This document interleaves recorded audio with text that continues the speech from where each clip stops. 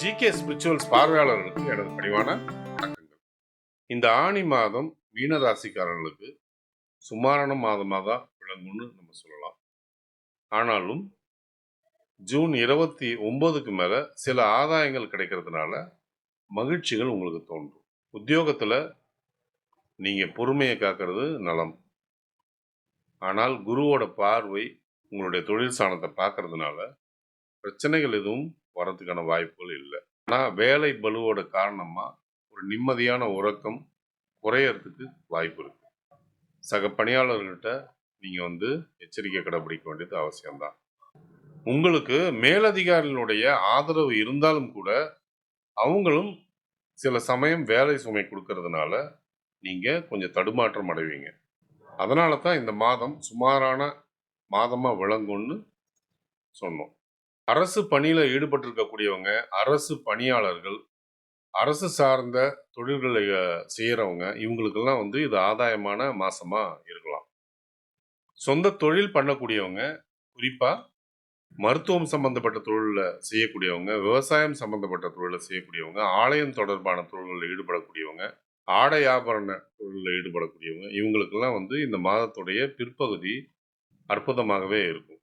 ஆனால் வெளிநாடு சம்பந்தப்பட்ட தொழில்களில் ஈடுபடக்கூடியவங்களுக்கு கொஞ்சம் எச்சரிக்கை தேவைப்படும். ஏன்னா அவங்க முதலீடு செய்கிறத யோசிச்சு தான் செய்யணும். இல்லைன்னா அது சில பல நஷ்டத்துக்கு காரணமாக விளங்குறதுக்கான வாய்ப்புகள் உண்டுன்றதுனால இந்த மாதம் மிகுந்த எச்சரிக்கையோடு அவங்க செயல்படணும். ரியல் எஸ்டேட்டு, இரும்பு தொழில், கமிஷன் தொழில், நெருப்பு சம்பந்தப்பட்ட தொழில்கள் இதில் ஈடுபட்டிருக்கவங்களுக்கும் அதே விதி செயல்படும். அதனால் இந்த தொழிலில் ஈடுபட்டிருக்கிறவங்களும் நீங்கள் எச்சரிக்கையை கடைபிடிச்சு தான் ஆகணும்.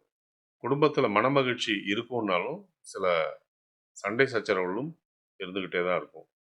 குறிப்பாக மூத்த சகோதர சகோதரிகளால் நிறைய இடைஞ்சல்கள் ஏற்படுறதுக்கான வாய்ப்புகள் உண்டு. அதனால் அவங்க விஷயத்தில் கொஞ்சம் கவனம் எடுத்து போகிறது நல்லது. உங்களுக்கும் உங்களுடைய மனைவிக்கும் உடல் ஆரோக்கியம் சிறப்பாக இருக்கும்.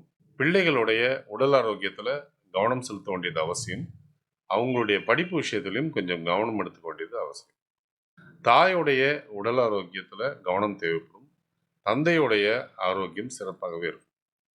கணவன் மனைவியிடையே ஒற்றுமை பலமாக இருக்கிறதுனால குடும்பத்தில் உள்ள கூச்சல் குழப்பத்தை குறைக்க முடியும். முக்கிய முடிவுகளை எடுப்பதற்கு சாதகமான நாட்களை தேர்வு செய்வது மிகவும் நல்லது. உங்களுக்கு நல்ல தசாபுத்தி நடந்து கொண்டிருந்தால் பலன்கள் இருமடங்காக மாறும். சோதனையான தசாபுத்தி நடந்து கொண்டிருந்தால் பலன்கள் நடப்பதில் தடை தாமதங்கள் ஏற்படும். பாதகமான நாட்களில் முக்கிய முடிவுகளை எடுக்காமல் இருப்பது மிகவும் நல்லது. ஒருவேளை உங்களுக்கு நல்ல தசாபுத்தி நடந்து கொண்டிருந்தால் இந்த நாட்களை பற்றின கவலைக்கு அவசியமே இல்லை. சந்திராஷ்டம தினங்களில் தேவையற்ற பயணங்களையும் தேவையற்ற பேச்சுக்களையும் தவிர்ப்பது நலம்.